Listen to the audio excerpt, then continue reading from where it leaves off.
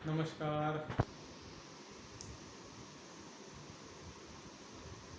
नियति का खेल हर एक के जीवन में हमेशा चालू रहता है, हर रोज चालू रहता है, लेकिन किसी के समझ में नियति का खेल नहीं आता और हर एक आदमी अपने सपनों के पीछे दौड़ता है, कुछ न कुछ करते रहता है, लेकिन नियति को कभी नहीं समझता है। आज ऐसी एक नियति की कथा मैं आपको सुना रहा हूँ। एक गांव था। उस गांव में एक स्त्री उसके 3 बच्चियों के साथ रहती थी। 3 बहुत छोटी छोटी बच्चियाँ थी, दूध पीती बच्चियाँ थी। 6 महीना, 2 साल, 3 साल ऐसी उनकी उम्र थी। और उस स्त्री के पति पहले ही मर चुके थे। वो बेचारी ये 3 बच्चों को लेकर उसी गांव में रहती थी। एक दिन अचानक ये भी बीमार पड़ गई और उसी में उसका देहांत हो गया।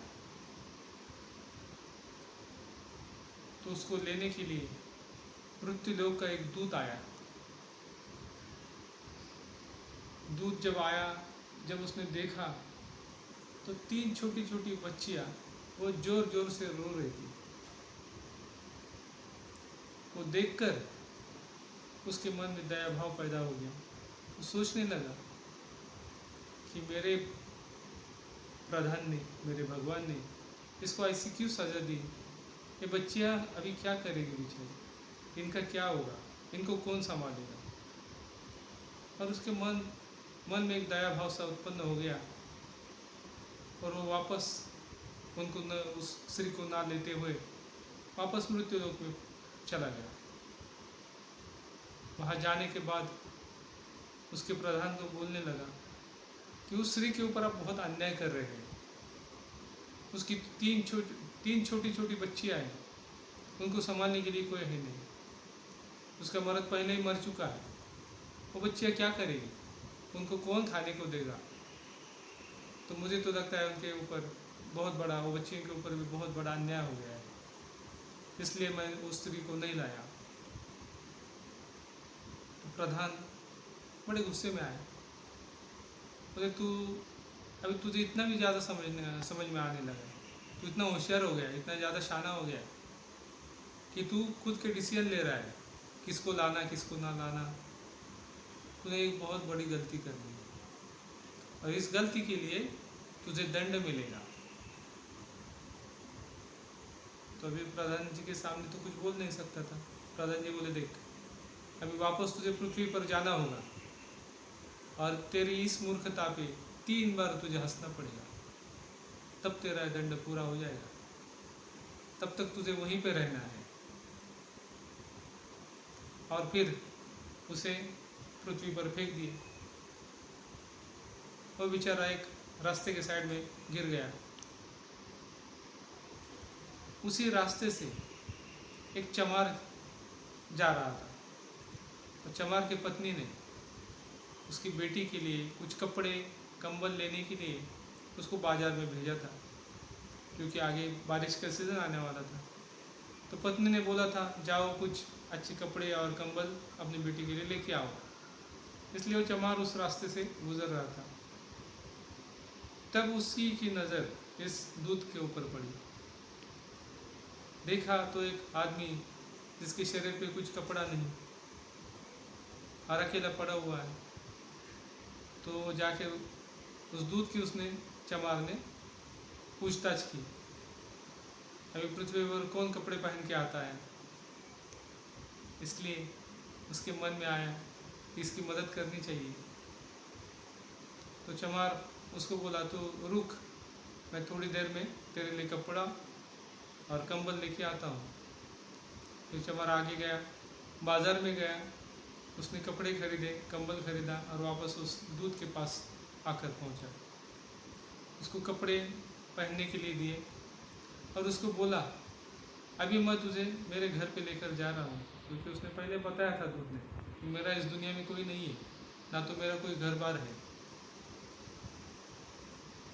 तो फिर लेकिन उसने फिर बोला, देख अभी मैं तुझे लेकर मेरे घर पे जा रहा हूँ, लेकिन घर पे जाने के बाद मेरी पत्नी बहुत गुस्सा हो जाएगी, तेरे को गालियाँ देगी, मुझे भी गालियाँ देगी, लेकिन तू उसको संभाल लेना, तू शांति से रहना, तू कुछ बोलना नहीं।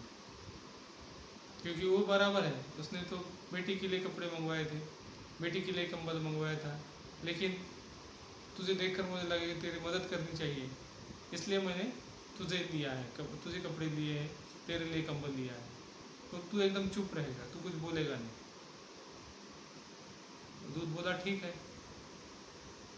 तो दूध को लेकर घर पे पहुँचे। घर पे पहुँचने के बाद जो होने वाला था वो तो हो ही गया। उसकी पत्नी ज़ोर ज़ोर से गालियाँ देने लगी, चमार को भी और इस नए आदमी उनका जो घर में आया था उसको भी। तो अच्छा स्वागत उसका हो गया। तो फिर लेकिन वो दूध पहली बार हंसा। पहली बार इसलिए हंसा कि उसको पता था, तो वो उसको ये बात पता थी कि जिस घर में देवदूत आ रहा है, जिस घर अभी खुशियों से भरने वाला है, लेकिन ये स्त्री के समझ में ये बात नहीं आ रही है कि मुझे गालियाँ दे रही है, खुद के मर्द को गालियाँ दे रही है। पहली बार दूध हंस लिया। फिर उसी घर में रहने लगा। तो चमार के साथ उसके दुकान पे जाने लगा और जूते तैयार करने का काम वो सीख गया। 7 दिन में जूते स्लीपर अच्छी तरह से तैयार करने के लिए सीख गया और फिर तो बड़े मन लगा कर काम करने लगा। थोड़े ही दिनों में उसका बड़ा नाम हो गया और एक बहुत अच्छा चमार अभी नया आया है, तो लोग भी बहुत आने लगे, दूर दूर से लोग आने लगे, बिजनेस भी बढ़ने लगा, चमार को भी बहुत ज़्यादा पैसे मिलने लगे, बहुत खुश हो गए सब। ऐसे 6 महीने साल निकल गया। अभी तो बिजनेस बहुत बढ़ गया था, काम भी बहुत था उनके पास, डेली लोग आया करते थे। एक दिन उसी राजा का उस राज्य के जो राजा थे उनका एक सेवक वहाँ पे एक चमड़ा लेकर पहुँचा। बोला कि हमने बहुत महंगा चमड़ा लाया है राजा के लिए, तो इसके अच्छे से जूते बनाना। ये अपने राज्य में ये चमड़ा नहीं मिलता, हमने बाहर से राज्य से मंगवाया है, तो इसके बहुत सुंदर जूते बनवाना राजा के लिए। और वो कुछ मेजरमेंट वगैरह देकर चला गया। अभी दूध के ध्यान में कुछ अलग बात आ गई।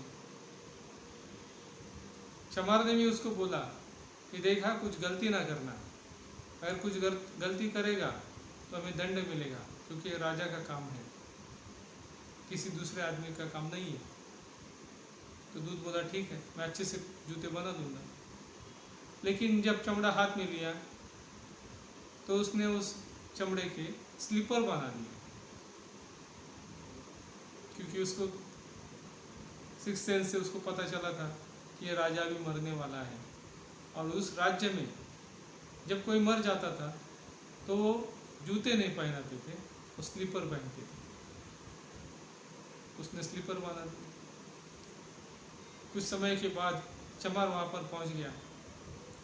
उसने देखा तो उसने स्लीपर दिखाई। चमार बहुत गुस्सा हो गया, तो तूने तो बहुत बड़ी गलती कर ली है, अभी मैं तो फांसी पे जाऊंगा, लेकिन मेरे साथ तू भी फांसी पे जाएगा, ये राजा का काम तूने बिगाड़ दिया है। तो फिर दोनों में बहुत गुस्से की बातें हो गई और चमार तो उसको मारने तक आगे गया। लेकिन उसी क्षण उस राजा का सेवक दौड़ते दौड़ते वहाँ पर आया और बोला कि जिस चमड़ा मैंने आपको दिया था उसके जूते मत बनाना, स्लीपर बनाना, क्योंकि राजा मर गया है। तो दूसरी बार ये दूध हंस गया। उसको बोला था 3 बार हंसना है तेरे मूर्खता पे, कि जो भी है उसके समझ में आया कि देखो इनको कुछ नहीं पता, लेकिन मुझे तो पता है कि राजा मरने वाला है, मैं इसलिए मैं स्लीपर बना लिया। लेकिन उसको नहीं पता था, तो ये कितना गुस्सा हो गया, तो दूसरी बार वो हंस लिया। फिर आगे और 6 महीने चले गए। एक दिन वहाँ पे एक स्त्री 3 लड़कियों को लेकर आई। जैसे वो 3 लड़कियों को देखा तो ये दूत को पता हो गया, इसके मन में वो बात आ गई। ये 3 वही छोटी छोटी लड़कियां हैं, ये 3 वही लड़कियां हैं जिनकी माँ बहुत जल्दी मर गई थी, और आज ये शादी के लिए, इनकी शादी कहीं तो हो रही है, और इनके लिए जूते बनाने के लिए ये लड़की यहाँ पर आई है। तो फिर उसने उस स्त्री को पूछा ये लड़कियाँ कौन हैं? तो बोले कि ये लड़कियाँ तो मेरे पड़ोसन की है। वो पड़ोसन बहुत बेचारी गरीब थी, बहुत जल्दी मर गई, और इन तीनों बेटियों को मैंने पाला पोसा और बड़ा किया, और आज इनकी शादी मैं एक राजा के घर में, राजा के रिश्तेदारों के घर में कर रही हूँ, तो उनके लिए अच्छे से जूते बनवाना है।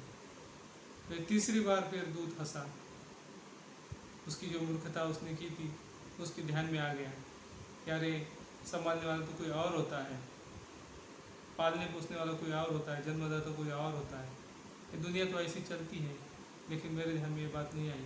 तो तीसरी बार वो हंस लिया। तो ऐसी एक कहानी है नियति की। नियति की कहानी ऐसी है कि हर रोज़ आदमी कोई ना कोई दौड़ता है, बहुत कुछ करता है, बहुत कुछ सपने देखता है, तो सपनों के पीछे, सपनों का सौदागर बन जाता है, सपनों के पीछे दौड़ता रहता है, लेकिन कल किसी ने नहीं देखा। कल का सूरज हम देखेंगे या ना देखेंगे वो भी किसी को पता नहीं, लेकिन अगले कई सालों का, 20 साल, 25 साल, 50 साल का प्लानिंग हम लोग कर लेते हैं। तो ये नियति हमेशा चालू रहेगी, कभी ख़त्म नहीं होगी, और नियति का एक खेल सबके लिए चालू ही रहेगा। राधे कृष्ण।